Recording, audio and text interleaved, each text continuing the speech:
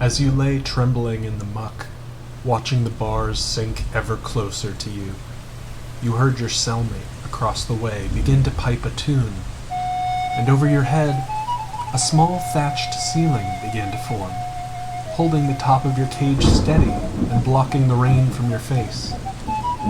You looked to him, smiling in gratitude, and he smiled back as he played, focused selflessly on protecting you from the sinking cage and the storm overhead. You knew the tune he played that night would never leave your mind, as it was to be the tune that saved your life.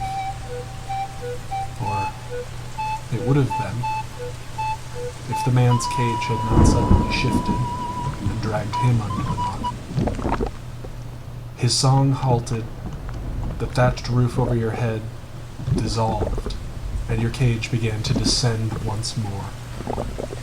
As you looked over to your companion, you saw the bars of his cage descend below the surface of the mud, and a single hand grasped out into the open air, desperately hoping to find purchase on anyone, anything.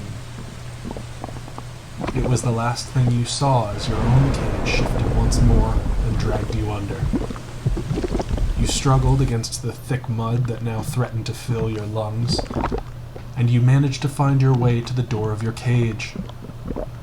You reached through the bars and desperately began to try to twist the padlock free as you had so many times before, hoping against hope to finally snap the rusted metal and escape this nameless death.